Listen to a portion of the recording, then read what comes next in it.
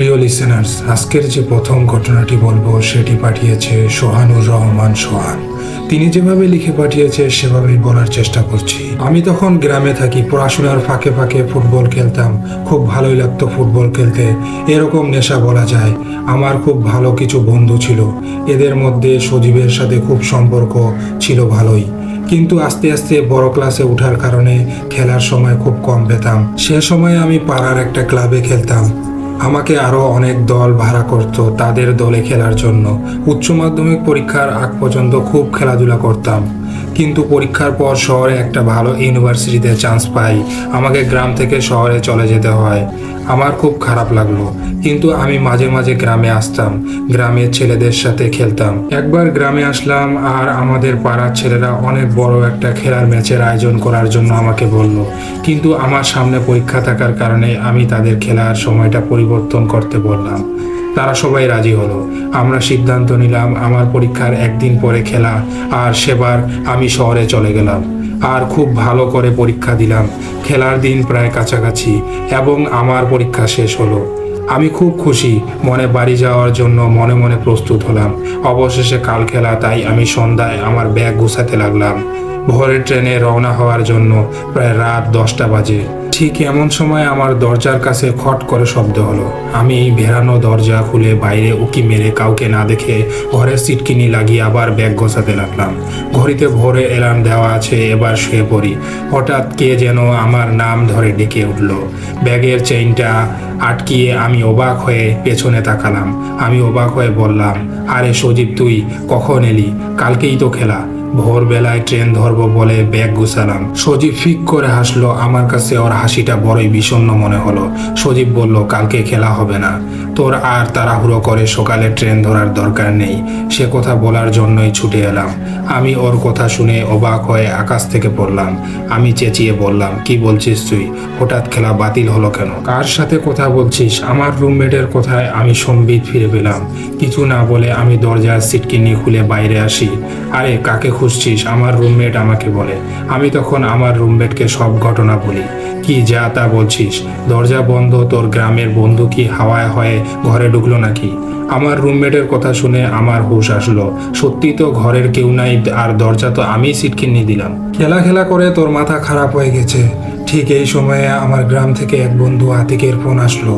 আমি phone receive করতে ওপাশ থেকে বলল, খেলাটা আর হচ্ছে না, খেলা বাতিল হয়ে গেছে। ওর কথা শুনে আমি হতবাক হয়ে বললাম, আরে এ কথা তো এইমাত্র সজীব বলে গেল। সজীব, কি বলছিস এসব? তারপর আমি আতিককে সব ঘটনা খুলে বললাম। আমার কথা শুনে আতিক স্তম্ভিত হয়ে গেল। আমি তাড়াতাড়ি করে ওকে বললাম, কি জন্য খেলা বাতিল হলো সেইটা বল। আমার কথা শোনার পর ওপাশ থেকে আতিকের কান্না ভেজা আওয়াজ শোনা গেল। আমি বললাম, কি হয়েছে? আতিক কোনো মতে বলল, আজ সন্ধ্যায় হাইওয়ে পার হবার সময় সজীব গাড়ি চাপা পড়ে মারা গেছে। আমরা এইমাত্র ওকে কবর দিয়ে কবরস্থান থেকে বাড়ি ফিরলাম। আমি ফোন কেটে দিলাম আর কিছুক্ষণ আগে ঘটে যাওয়ার মুহূর্তে কথা ভাবতে লাগলাম আর ঘরের এদিক ওদিক তাকালাম। এই ছিল ঘটনা। প্রিয় লিসেনার্স, এবার আমরা পরের ঘটনায় চলে যাচ্ছি। আমি সেই ঘটনাটার কথা বলতে যাচ্ছি, সেটা ঘটেছে প্রায় 8 থেকে 9 মাস আগে। ঘটনাটা যার সাথে ঘটেছে তিনি আমাদের পাড়াতেই থাকেন। তো সরাসরি ঘটনায় চলে যাই। আগে তার সম্পর্কে কিছু বলে নেই। ছেলেটির নাম নজরুল। আমরা তাকে কবি ভাই বলেও ডাকি। খুব হাসি খুশি আর মজার মানুষ নজরুল ভাই। আড্ডা দিতে অনেক পছন্দ করেন। আড্ডা জমলে তাকে 1 থেকে 2 বেলা খাবার না দিলেও চলবে। নজরুল ভাইয়ের সবচেয়ে প্রিয় বন্ধুর নাম পলাশ। স্কুল লাইফ থেকে ওনাদের ফ্রেন্ডশিপ, বলা যায় এক আত্মা দুই শরীর। পলাশ ভাইও নজরুল ভাইকে ছাড়া কিছুই বোঝে না। মাঝে মাঝে আমাদের বিরক্ত লাগতো। সারাদিন সুপার গ্লু এর মতো একজন আরেকজনের সাথে লেগেই আছে। আমরা মাঝে মাঝে ফাজলামি করে বলতাম, আপনারা মনে হয় জামাই বউ, একজনের জন্ম আরেকজনের জন্যই। যাই হোক, এইবার মূল ঘটনায় আসি। একবার পলাশ ভাই গিয়েছিলেন ময়মনসিংহে উনার এক আত্মীয়ের বাসায়। বলা বাহুল্য, নজরুল ভাইও গেলেন তার সাথে। আজপাড়া গা, খাবার পানির খুব সমস্যা। বাজার বাড়ি থেকে প্রায় 3 কিলোমিটার দূরে। সেদিন গেলেন, তার 2 দিন পর থেকেই পানির কারণে তাদের পেটের সমস্যা দেখা দিল। তখন তারা ঠিক করলেন বাজার থেকে মিনারেল ওয়াটার কিনে আনবেন। যেই ভাবা সেই কাজ। 2 বন্ধু মিলে রওনা দিলেন বাজারের দিকে। ভাবলেন কথা বলতে বলতে চলে যাবেন, কিন্তু রৌদ্রের মধ্যে 3 কিলোমিটার রাস্তা হেঁটে যাওয়া আসলেই খুব কষ্টের। দুইজনে গরমে ঘেমে অবস্থা একাকার অবস্থা। শেষ পর্যন্ত বাজারে পৌঁছালেন। কিন্তু এই এলাকার মানুষ মনে হয় মিনারেল ওয়াটার থেকে পান, বিড়ি, সিগারেট বেশি খায়। যা অনেক হেঁটে একটা দোকান থেকে মিনারেল ওয়াটারের বোতল পাওয়া গেল। 2 লিটারের মাত্র 2টা বোতল ছিল দোকানির কাছে। যাক, একটু বেশি দাম দিয়েও 2টা বোতলই কিনে ফেললেন পলাশ ভাই। একটা তো সাথে সাথেই খুলে খাবার প্রস্তুতি নিচ্ছিলেন তারা। ঠিক তখনই এক মহিলা, বয়স অনুমানিক 70 থেকে 75 বছর হবেন, কোথা থেকে এসে যেন হাজির হলেন। তিনি নজরুল ভাইয়ের কাছে একটু পানি চাইলেন। একে তো ভর দুপুর, তার উপর এত গরম। নজরুল ভাই একটু বিরক্ত হলেন। মনে মনে ভাবলেন, এতেও পানির তৃষ্ণায় নিজেদের জান যায় যায় অবস্থা, আবার নিজের কেনা পয়সায় পানি ফাও ফাও দিবেন নাকি? মাথা খারাপ। পলাশ ভাই তো বলেই ফেললেন যে, খালাম্মা কোথেকে উদয় হলেন? এতক্ষণ তো দেখছিলাম না। মাটি ফুঁড়ে বের হলেন নাকি? টাকা পয়সা চাইলে কিন্তু দিতে পারুন না। মহিলাটা বলল, না বাবা, আমার দরকার নেই, একটু পানি দিলেই হবে। আর কিছু লাগবে না। নজরুল ভাই বললেন, আমরা আগে খেয়ে নেই, এরপর বোতল সহ দিয়ে দিব। মহিলাটা দাঁড়িয়ে এক দৃষ্টিতে তাদের পানি খাওয়া দেখতে লাগলো। অবশেষে নজরুল ভাই খেয়ে বাকি পানিটা মহিলাকে বাড়িয়ে দিয়ে পানির বোতলটা নিয়ে মহিলাটা কোথায় যেন চলে গেলেন। এরপর নজরুল ভাই আর পলাশ ভাই একটা রিক্সা ঠিক করে বাড়িতে চলে এলেন। সেখান থেকে ফিরে 1 মাসের মাথায় পলাশ ভাই একটি সিএনজি দুর্ঘটনায় মারা যান। নজরুল ভাইয়ের কান্না সেদিন কেউ থামাতে পারল না। আমরাও অনেক কষ্ট পেলাম। কদিন পর আমরা কষ্টটা ভুলে গেলাম। কিন্তু নজরুল ভাই এরপর থেকে প্রায় তার কবরের পাশে গিয়ে কাঁদতেন। 2 থেকে 3 সপ্তাহ পর থেকে নজরুল ভাই যেন কেমন হয়ে গেল। তার চোখের নিচে কালি পড়ে গেল। ঘটনাটা কি জিজ্ঞেস করলে তিনি এড়িয়ে যেতেন। আগে যেই লোকটার রাত 10টার আগে ঘরে ঢুকতেন না, তিনি এখন সন্ধ্যার পরেই ঘর থেকে বের হন না। অনেক চাপাচাপির পর নজরুল ভাইয়ের চাচাতো ভাইয়ের কাছ থেকে জানতে পারলাম, নজরুল ভাই আজকাল প্রায় পলাশ ভাইকে দেখতে পান। পলাশ ভাই তাকে ডাকেন। সন্ধ্যার পর একদিন নাকি তিনি সরাসরি নজরুল ভাইয়ের সামনে এসে দাঁড়িয়েছিলেন। এরপর 2 থেকে 3 দিন নজরুল ভাইয়ের অনেক জ্বর ছিল। এই ঘটনা শোনার পর সবাই মিলে পানি পড়া এনে খাওয়ালেন নজরুল ভাইকে। এরপর প্রায় সবাই ঠিক 2 মাস পর নজরুল ভাই সুস্থ হতে লাগলেন। কিন্তু পলাশ ভাইকে খুব মিস করতেন। মাস 2 পর তার খালার অসুস্থতার খবর পেয়ে নজরুল ভাইয়ের মা বাবা গেলেন তাকে দেখতে। বাড়ি খালি হয়ে যাবে ভেবে নজরুল ভাই রয়ে গেলেন। রাতে যথারীতি খাওয়া দাওয়ার পর একটু টিভি দেখে নজরুল ভাই শুয়ে পড়লেন। মাঝরাতে তার ঘুমটা হঠাৎ ভেঙে যায়। উনার নিজের কাছে শরীরে একটু ভারী ভারী মনে হয়। তন্দ্রার ঘরে তিনি দেখলেন পলাশ ভাই আসছে। পলাশ ভাই তাকে বললেন, চল, তোকে নিতে এসেছি। আমি আর একা থাকতে পারছি না। আমি আগেই তোকে অনেক চেষ্টা করেছি নিয়ে যাওয়ার, কিন্তু আজকে তোকে নিয়েই যাব। নজরুল ভাই বললেন, আমি যাব না। এরপর অনেকক্ষণ টানাটানি চলল। প্রথমে পলাশ ভাই তাকে খাট থেকে টেনে নামালেন, এরপর দরজার দিকে টেনে নিতে চললেন এবং নজরুল ভাই শত চেষ্টা করেও আটকাতে পারল না। তার দম বন্ধ হয়ে আসছিল। শেষ মুহূর্তে নজরুল ভাই যখন বাঁচার আশা ছেড়ে দিলেও তখন কোথা থেকে যেন সেই মহিলা এসে হাজির হলো। মহিলাটা পলাশ ভাইয়ের হাত ছাড়িয়ে দিলেন।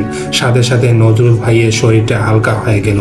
নজরুল ভাই তখন মহিলাটাকে জিজ্ঞেস করলেন, তুমি যখন আমাকে বাঁচালে তখন আর আগে বাঁচালেই না কেন?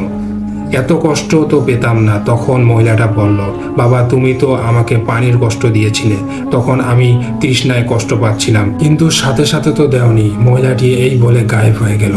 নজরুল ভাইয়ের সাথে সাথে ঘর কেটে গেল এবং তিনি নিজেকে ঘরের সামনে আবিষ্কার করলেন। তখন আজান হচ্ছিল। তিনি দেখলেন তার সারা গায়ে নখের আঁচড়। এরপর তাবিজ এনে দেওয়া হয় এবং সারা ঘরে পানি ছিটিয়ে দেওয়া হলো। মিলাদ পড়ানো হলো। অনেকদিন নানাবিধ অসুখে ভোগার পর তিনি সুস্থ হয়ে উঠলেন। এই ছিল ঘটনা। প্রিয় লিসেনার্স, এই ঘটনাটি যিনি পাঠিয়েছেন তিনি তার নাম বলতে নিষেধ করেছেন, তাই আর নামটি বলা হলো না। প্রিয় লিসেনার্স, এবার আমরা পরের ঘটনায় চলে যাচ্ছি। ব্যাপারটা আমি খেয়াল করেছিলাম সেদিন আমি জেলখানার ফাঁসির আসামি সুলাইমানের সাথে শেষ দেখা করতে গেলাম। সুলাইমানের ব্যক্তিগত উকিল আমি, তাই প্রতিবার মামলা চলার সময় আমাকে সুলাইমানের সাথে দেখা করে মামলা নিয়ে আলোচনা করতে হতো। সেই থেকে সুলাইমান এর সাথে আমার বন্ধুত্ব। কি ভাবছেন কিভাবে একজন ফাঁসির আসামির সাথে আমার মতো একজন উকিলের বন্ধুত্ব হতে পারে? ফাঁসির আসামি হতে পারে, খুন করতে পারে সে, কিন্তু তার ভেতর বাস করে একজন অন্যরকম মানুষ। এই ভেতরের মানুষটাই আমাকে টেনে এনেছিল। দীর্ঘ 2 বছর পর উনার মামলা নিয়ে কথা বলতে বলতে বুঝেছি ওর মতো ভালো মানুষ হয় না। জ্ঞান হবার পর থেকে এক ওয়াক্ত নামাজও সে কাজা করে নাই, একটা রোজাও সে ভাঙে নাই স্বেচ্ছায়, কিন্তু সব কিছুর পরও সে একজন খুনি। নিজের মুখেই স্বীকার করেছে সে খুনের কথা। আমিও প্রমাণ পেয়েছি, তাই শেষ পর্যন্ত ওকে আমি বাঁচাতে পারিনি, কিনা বা মন থেকেও চাইনি একজন খুনি বেঁচে যাক। ওর নিজে থেকেই আমি সাড়া পাইনি। তাই আমি বেশি দিন ওর জন্য মামলায় সাক্ষী জোগাড় করে নিজেকে নিজের কাছ থেকে অপরাধী করতে চাইনি। ওর যখন ফাঁসির আদেশ হয় নিজে থেকেই মেনে নিয়েছিলাম। এই শেষ সময়ে আমি তাই ওর সাথে দেখা করতে চাইনি, কিন্তু ও বিশেষভাবে ডেকে পাঠায় আমাকে। আমি যেতে চাইনি। একজন খুনির ফাঁসি হবে সেজন্য না, একজন ভালো মানুষের ফাঁসি হবে সেজন্য যেতে চাইনি ওর সামনে। সেদিন ঠিক 12টা 1 মিনিটে সুলেমানের ফাঁসি হবে জানতে পেরে শেষ ইচ্ছা জানিয়েছে একান্তে আমাকে। কিছু কথা বলতে চায়। আমি পৌঁছাতেই পুলিশ আমাকে অনেকটা বড় বড় সেল পার করে রেস্ট্রিক্টেড এরিয়া হতে নিয়ে যায় এবং সেখানে রাজনৈতিক নেতা এবং ফাঁসির আসামিদের হেফাজতে রাখা হয়। আমি যাওয়ার আগেই আমার কালো গাউন আর ফাইলপত্র বাইরে রেখে আসতে হলো চশমাটাও। কোনোভাবেই যেন সুলেমান আমাকে মেরে ফেলতে না পারে। বাইরে 2 জন গার্ড দাঁড়িয়ে থাকবে, ওর মাঝেই আমাকে বলতে হবে একান্ত কথা। এটাই এখানকার নিয়ম। আমি পৌঁছাতেই 2টা তালা আর একটা কম্বিনেশন লক খুলে আমাকে সুলেমানের সেলে ঢুকিয়ে বাইরে থেকে আবার লক করে দেওয়া হলো দরজাটা। রুমের ভেতর বেশ ছিমছাম পরিবেশে সুলাইমান বসে আছে। পরিপাটি বিছানা, পাশেই একটা কমোড আর একটা বেসিন। খাটের ওপর পদ্মাসনে বসেছিল সুলেমান। আমি যেতেই আমাকে ইশারা সামনে বসতে বলল সুলাইমান। আমি বসলাম ওর সামনে। তোমাকে একটা কথা বলার জন্য ডেকেছি আমি, চোখ বন্ধ করেই বলতে লাগলো সুলাইমান। তোমার কাছে আজ পর্যন্ত আমি কিছুই লুকাইনি। তুমি জানো আমি কাউকে কিভাবে মেরেছি, কিন্তু অনেকবার জানতে চাইলেও কেন মেরেছি সেটা আমি তোমাকে বলিনি। তুমি তো জানো আমি খুন করেছিলাম আমার বাল্যবন্ধু শাহাদাতকে। ওর সাথে আমি একসাথে কাটিয়েছি অনেকগুলো বছর, একসাথে লেখাপড়া করেছি। যেদিন আমি ওকে মেরে ফেলি ঠিক তার 3 দিন আগে আমি ওর মাথার ইঞ্চি 3 ওপরে একটা হালকা আলো রেখা দেখতে পাই। ওকে সেটা বলতেও হেসে উড়িয়ে দেই। 2 দিন পর আমি ওর মাথার ওপর সেই আলোর রেখা আবারও দেখতে পাই। সেটা তখন আলোর বলয়ের মতো হয়েছিল। ভালোভাবে তাকাতে সেই বলয়ের ভেতর আমি সোনালি আলোর রেখাও দেখতে পাই। ওকে আমি আবারও জানাই সেই কথা। ও আমার কথা আবার হেসে উড়িয়ে দেয়। সব সময় খানিকটা ফাজিল টাইপের ছিল। আমাকে নিয়ে ফাজলামি শুরু করে দিল সে। হঠাৎ আমার মাথা খারাপ হয়ে গেল কেন যেন। কথা কাটাকাটি শুরু হয়ে গেল। সেই কথা কাটাকাটির এক পর্যায়ে আমি শাহাদাতকে গলা চেপে ধরি, কিন্তু বুঝেনি সে মরে যাবে। 5 ফুট 8 ইঞ্চির বিশাল দেহে শাহাদাত আমার সাথে জোর জবস্তি করতেই পারল না। মরে গেল আমার চোখের সামনেই। আর সাথে সাথে মাথার ওপর থেকে বলয়টা অদৃশ্য হয়ে গেল নিমেষেই। আমি সেদিন বুঝিনি আলোর বলয়টা কি ছিল, কিন্তু এখন আমি বুঝতে পেরেছি সেটা কি ছিল। আমার মামলা চালানোর সময় আমার বন্ধু শাহাদাত স্ত্রীর উকিল শামসুল সাহেবের কথা আপনার মনে আছে? মামলা চলার সময় উনি হঠাৎ হার্ট অ্যাটাক করে মারা গেলেন। পরে আরেকজন উকিল আসা উনার জায়গায়। সেই শামসুল সাহেবের মাথাও এটি দেখেছি আমি। মৃত্যুর ঠিক 1 দিন আগে আমি সেই বলয়ের ভেতর সোনালী বলয়ের রেখাও দেখেছিলাম। পরের দিন উনার মৃত্যুর সংবাদ শুনেই বুঝেছিলাম সেই বলয় ছিল মৃত্যু বলয়। আমি কোনো একভাবে টের পেতে শুরু করেছি এই বলয়। এটা সবাই দেখে না, কেউ কেউ দেখে কিন্তু মানুষকে জানায় না। কেউ হয়তো মাথার বলয় নিয়েই ঘুরছে, কিন্তু জানে না মৃত্যু তার সমাগত। তোমাকে এই লুকানো সত্য কথাটা বলার জন্যই রেখেছিলাম। এখন তুমি যাও বলেই চুপ মেরে গেল সুলেমান। আমিও নীরবে ত্যাগ করলাম ওকে। সেই সময় ওকে মনে মনে বদ্ধ পাগল বলে চলে যেতে যেতে কি মনে করে পিছন ফিরে দেখছিলাম। সুলেমানের মাথার ঠিক 3 ইঞ্চি ওপরে একটা হালকা আলোর বলয়। আমি চোখ বন্ধ করে আবারও তাকালাম, দেখলাম কিছুই নেই সেখানে। বুঝে নিয়েছিলাম আমার এই চোখের ভুল।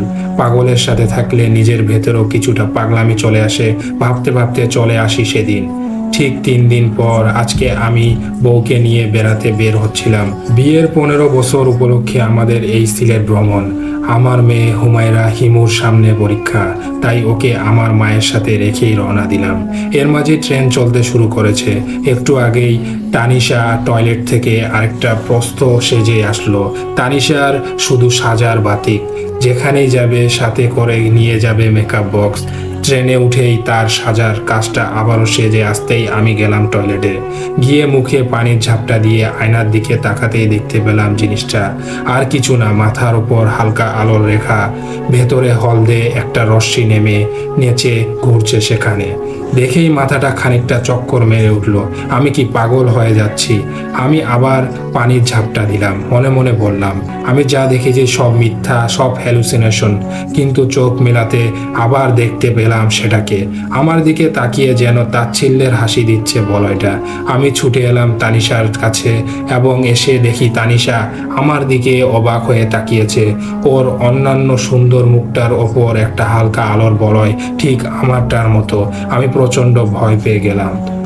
দুই চোখে তাকালাম ট্রেনের বাকি যাত্রীদের ওপর। দেখলাম প্রায় 30 জন যাত্রী, সবার মাথার উপরে একটা করে হালকা বলয় তৈরি হয়ে আছে। এই মুহূর্তে আমি তানিশার দিকে তাকিয়ে আছি, অপেক্ষা করছি, সামনে অপেক্ষা প্রমাণ মৃত্যুর জন্য। আর আমার দিকে তাকিয়ে তাকিয়ে আসছে যেন তানিশার মাথার ওপর বলয়ের ভেতরকার হলদে আলোর রেখাগুলো। এই ছিল ঘটনা। আর এই ঘটনাটি পাঠিয়েছেন প্রিয় লিসেনার্স SAR নামে একজন ব্যক্তি। প্রিয় লিসেনার্স, এবার আমরা পরের ঘটনায় চলে যাচ্ছি। সৌমেন বড়ুয়া নামক জৈনিক বড় ভাই থেকে শোনা, চট্টগ্রাম থেকে ঢাকায় এসে একটা প্রাইভেট ইউনিভার্সিটিতে ভর্তি হন সমুদা। একটা মেস ভাড়া করেন থাকার জন্য। সাথে ছিলেন আরও 2 বন্ধু। তুলনায় মেসটা বেশ সস্তাতেই পেয়ে যান তিনি, তাই খুশি মনেই থাকতে শুরু করেন। তবে সস্তার 3 অবস্থা বলে একটার কথা আছে না, সপ্তাহ না পেরোতেই সেটা টের পেলেন সমুদা। প্রথম সমুদাই টের পেলেন। প্রায় মেসে অন্যদের তুলনায় আগে ফিরতেন সমুদা। এসে দেখতেন বইপত্র সব ছড়ানো ছিটানো, আর নাকে একটা পেতেন বটকা গন্ধ। তবে খুব একটা আমলে নিতেন না। তবে ঘটনা গড়ালো আরও দূরে। সামনে এক্সাম থাকায় রাত জেগে পড়ছিলেন সমুদা। রাত বেশি হওয়াতে খানিকটা তন্দ্রাভাব এসেছিল। আর তখন এই ঘরের দক্ষিণ কোণে একটা বামনা আকৃতির মহিলাকে দেখতে পান তিনি। কোকড়া চুল আর প্রায় মুখখানা চুলেই ঢাকা। সচকিত হয়ে দেখলেন কিছুই নেই। ভাবলেন পরীক্ষার চাপ আর ঘুমের ঘরে উল্টাপাল্টা কিছু দেখেছেন। কদিন পর রাতে ঘুমিয়ে আছেন তিনি। হঠাৎ ঘুমটা ভেঙে গেল। জানালা দিয়ে চাঁদের স্বল্প আলো ঢুকছিল। বাকি এক বন্ধুর নাক ডাকার আওয়াজ ছাড়া কোনো শব্দ শোনা যাচ্ছে না। হঠাৎই পায়ের একটা কাছের স্পর্শ পেয়ে যান তিনি। চমকে উঠলেন সমুদা। এত ঠান্ডা স্পর্শ জীবনও পাননি তিনি। সেই শীতল স্পর্শ ক্রমশ উপরেই উঠতে লাগলো। ভালো করে চেয়ে দেখলেন দুটো রক্তবিহীন ফ্যাকাশে সাদা হাত তার গা বেয়ে তরতর করে উঠছে। প্রচণ্ড ভয়ে চিৎকার মারলেন সমুদা। ঘুম ভেঙে গেল বন্ধুদের। বিরক্ত হলেন তারা। তার কথা বিশ্বাস না করে বরং উপহাস করতে লাগলেন। যাই হোক, আর কিছুদিন পর মাঝরাতে বাথরুমে যেতে উঠলেন সমুদা। বাথরুমের কাজ ছেড়ে বেসিনে হাত মুখ ধুয়ে পানি দিতেই বেসিনে যান তিনি, কারণ চোখ দুটো ভীষণ জ্বলছিল। হঠাৎই সেই বটকা গন্ধটা পেলেন। তাড়াতাড়ি করে হাত ধুতে গিয়ে আয়নার একদিকে লেগে আঙ্গুল গেল কেটে। শুরু হলো ভীষণ রক্তপাত। কিছুতেই রক্ত তো বন্ধ হয় না। বেসিনের পানিও বন্ধ করা যাচ্ছে না। রক্ত গড়িয়ে বেসিনের পানিও লাল হয়ে যাচ্ছে। দৌড়ে গেলেন দরজা খুলে বাইরে যেতে, দরজাও খোলা যাচ্ছে না। এইবার দেখলেন সেই মহিলা বামুনটি বসে আছে এক কোণে, তীক্ষ্ণ দৃষ্টিতে লললোপ চোখে চেয়ে আছে ক্ষতটির দিকে। আর সহ্য হলো না। বিকট চিৎকারে সমুদা জ্ঞান হারান। জ্ঞান ফিরলেই দেখেন তিনি তখন বাথরুমে পড়া। বাইরে কাক ডাকছে, মানে ভোর হয়ে গেছে। একটু পরেই সব মনে পড়ল, কিন্তু হাতে কোনো ক্ষত চিহ্ন তো দূরের কথা, সামান্য দাগও পেলেন না। আর বাথরুমে মেঝেও শুকনো। আর তার চিৎকারও কেউ শোনেনি। দরজা খুলে বাইরে এসে দেখেন দুজনেই গভীর ঘুমে আচ্ছন্ন। তবে খুবই অসুস্থ হয়ে পড়লেন তিনি। চলে এলেন চট্টগ্রামে। সপ্তাহখানেক পর বন্ধু ফোনে জানালেন যে তারাও ভয় পেতে শুরু করেছে। পরে তারা মেসটি ছেড়ে দেন। এই ছিল ঘটনা। আর ঘটনাটি পাঠিয়েছেন আমাদের চয়ন দাস মুন্না। তাকে অনেক ধন্যবাদ এরকম ঘটনা পাঠানোর জন্য। প্রিয় লিসেনার্স, এবার আমরা পরের ঘটনায় চলে যাচ্ছি। ঘটনাটা শুরু হয় আজ থেকে 4 বছর আগে এক রাতে। আমি সিলেটের ওসমানী মেডিকেলে একটা সেমিনার শেষ করে নিজেই ড্রাইভ করে ফিরছিলাম ঢাকায়। সাধারণত আমার পাজেরাটা আমার খুব প্রিয় হওয়াতে আমি কাউকে ড্রাইভার রাখিনি। সেদিনও আমি নিজেই গাড়ি চালিয়ে আসছিলাম ঢাকার উদ্দেশ্যে। পথে খানিকটা ঘুম ঘুম ভাব আসলেও মনটা সতেজ ছিল, কারণ সেই সেমিনারে আমি আমার গবেষণার জন্য পেয়েছি প্রচুর হাততালি। সাংবাদিকরাও ফটাফট ছবি তুলে নিয়েছিল আমার। পরদিন পত্রিকায় আমার ছবি সহ লিড নিউজও হবার কথা ছিল, হয়েছিল তাই। আমি একটা বিশেষ হার্টের সার্জারি আবিষ্কার করেছিলাম, যেটা আজ পৃথিবীর সব দেশে রোগীদের জীবন বাঁচাচ্ছে, মানুষকে স্বপ্ন দেখাচ্ছে নতুন জীবনের। সেমিনারের সফলতা তাই জুড়ে ছিল আমার মনে প্রাণে। রাস্তায় যেতে যেতে সেদিন আমি গান শুনছিলাম। গানের তালে তালে ধীর গতিতে গাড়ি চালাই আমি। বেশি গতি আমি কখনোই তুলি না। সেদিন 50-এর কাছাকাছি গতি গাড়ি চালাচ্ছিলাম। সিলেট থেকে রওনা দিয়ে উজান ভাটি এলাকার কাছাকাছি আসতেই হঠাৎ করে আমার সামনে এক সাদা পাঞ্জাবি পরা বৃদ্ধ লোক এসে দাঁড়ায়। রাত তখন প্রায় 2টা। এই সময় রাস্তায়, হাইওয়ের রাস্তায় গাড়িগুলো ছাড়া আর কোনো যানবাহন ছিল না। হঠাৎ করে আমার সামনে কোত্থেকে একটা লোক এসে পড়ল কিছু বুঝে ওঠার আগেই। আমিও লোকটাকে বাঁচাতে গিয়ে পারলাম না, সোজা সেই লোকের ওপর চালাতে বাধ্য হলাম। আর সেখানেই গাড়ির সামনে অনেক অংশে বাড়ি খেয়ে লোকটা ছিটকে পড়ল হাত 5 দূরে। আমি হার্ট ব্রেক কষে সেই বৃদ্ধের কাছে ছুটে গেলাম, কিন্তু ততক্ষণে সব শেষ। মাথার কাছটায় আঘাতে মৃত্যুবরণ করেছে বৃদ্ধ ততক্ষণে। জীবনেও আমি কোনো দিন অ্যাক্সিডেন্ট করিনি, সেটাই ছিল আমার প্রথম অ্যাক্সিডেন্ট। আমি দিশেহারা হয়ে যাই, কিভাবে কি করব বুঝে উঠতে না পেরে কিছুক্ষণ ঝিম মেরে থাকলাম সেখানেই। তারপর বৃদ্ধকে গাড়িতে তুললাম, পাশে বসিয়ে আবারও ড্রাইভ করলাম ঢাকার উদ্দেশ্যে। ঢাকায় পৌঁছে সোজা মেডিকেলে নিয়ে গেলাম লাশটাকে। সেখানে গিয়েই পুলিশকে জানানো হলো। পুলিশ এসে আমার কাছ থেকে জবানবন্দি নিয়ে লাশটা থানায় নিয়ে গেল। আমি প্রথমে ঠিক করেছিলাম পুলিশকে সব খুলে বলবো, কিন্তু পরে কি ভেবে যেন আমি মিথ্যে বলি। পুলিশও আমার কথাগুলো কোনো রকম সন্দেহ ছাড়াই বিশ্বাস করে। নিজের কাছ থেকেই আমি কিছুটা অপরাধী বোধ করলেও নিজের ইমেজ বাঁচাতে এই মিথ্যা আমাকে বলতেই হয়েছে। তারপর কেটে গেছে অনেকগুলো মাস। আমি আমার আবিষ্কৃত প্যারাসার্জারি সিস্টেমের জন্য অনেকগুলো পুরস্কারও পাই। খ্যাতি আর অর্থ দুটোই এসে ধরা দেয় আমাকে। ধীরে ধীরে নিজের ওপর আত্মবিশ্বাস বেড়ে চলে আমার। নিজেকে কিছুটা ঈশ্বরের সমপর্যায়ে ভাবতে থাকি। এর জন্য মিডিয়াও কম দায়ী নয়। খবরের পাতায় কারো না কারো জীবন বাঁচানোর জন্য আমি উঠে আসতে থাকি নিয়মিতভাবে। ধীরে ধীরে আমি অনেক বেশি অহংকারী হয়ে উঠি। কাউকে পরোয়া না করার একটা ভাব চলে আসে আমার মাঝে। মানুষকে আমি মনে করতে শুরু করি হাতের পুতুল। আমি চাইলেই যে কোনো মৃত্যু পথযাত্রীর জীবন বাঁচিয়ে দিতে পারতাম। এই জন্য আমার কাছে ছুটে আসতে লাগলো হাজারো মানুষ। এই যশ আর খ্যাতি যতই তুলে, তখন আমার কাছেই রোগী হয়ে আসেন সবাই। বাংলাদেশে পথিত যশ রাজনীতিবিদ রেজওয়ানুল হক। আমি বাকি সবার মতোই উনাকেও আশ্বস্ত করেছিলাম যে উনার কিছুই হবে না। যেদিন উনার অপারেশন সেদিন আমি আরও 2টি হার্ট অপারেশন করে ফেলেছিলাম, তাই কিছুটা ক্লান্তি ছিল। একটানা দাঁড়িয়ে দাঁড়িয়ে অপারেশনগুলো করতে হয়, তাই ক্লান্তি ভর করে সহজেই। আমি ক্লান্ত থাকলেও মনে পুলকিত ছিল, কারণ এরপরেই হবে রেজওয়ানুল হকের অপারেশন, সেটি আমিই করব। উনাকে যখন অজ্ঞান করা হয় তখন আমি নিজের কস্টিউম পরছি। জুনিয়র ডাক্তারকে দিয়ে এগুলো করাই আমি শুধু গিয়ে কাটাকাটির কাজ করি।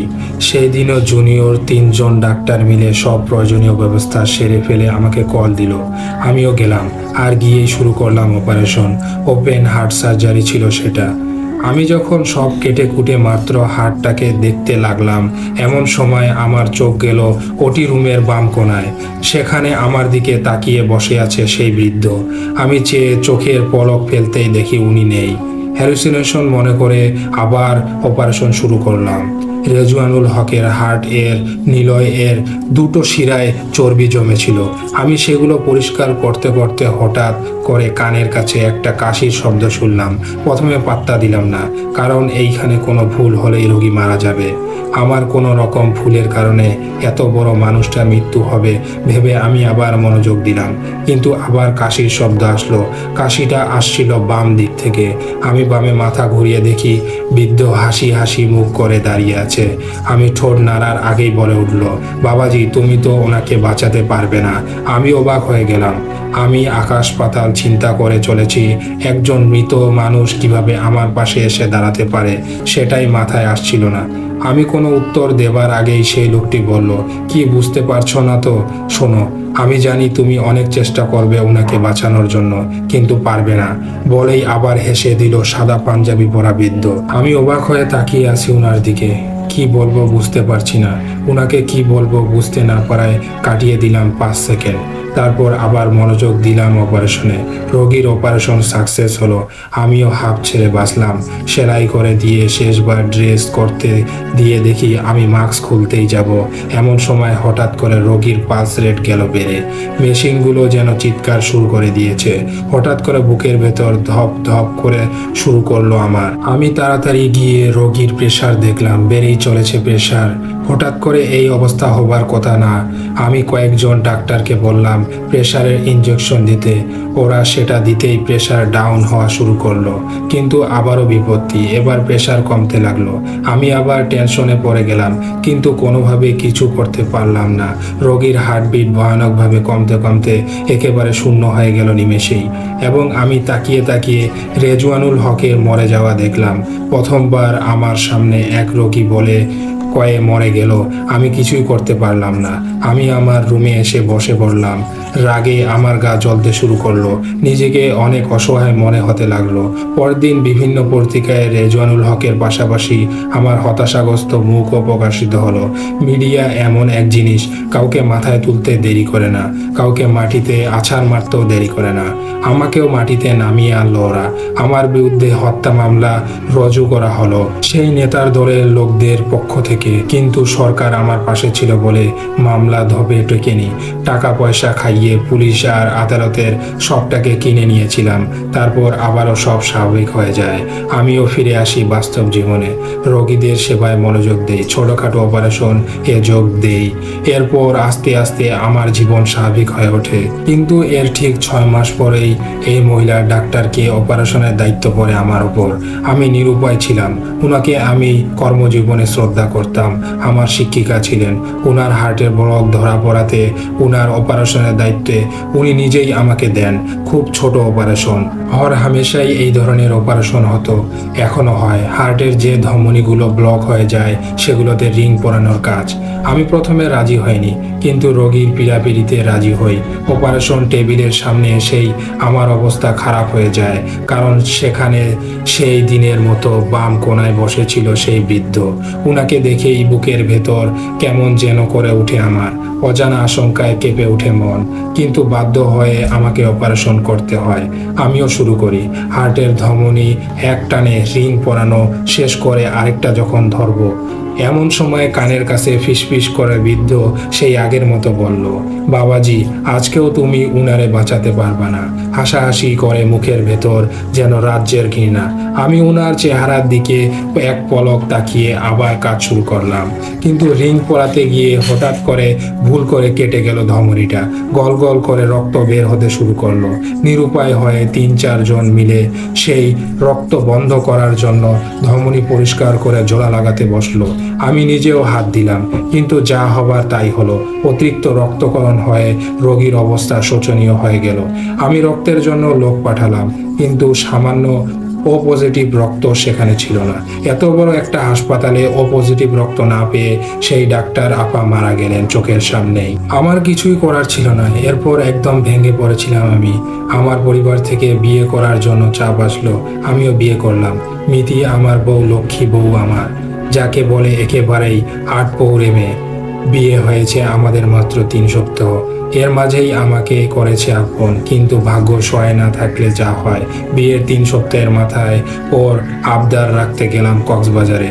সেখানে প্রথম দিনেই একটা আছাড় খেলো মিতি বাথরুমে। প্রথমে আমি তেমন কিছুই না বলে পাত্তা না দিয়েও পরে বুঝতে পারি মিতির কোনো একটা বিশেষ সমস্যা হয়েছে।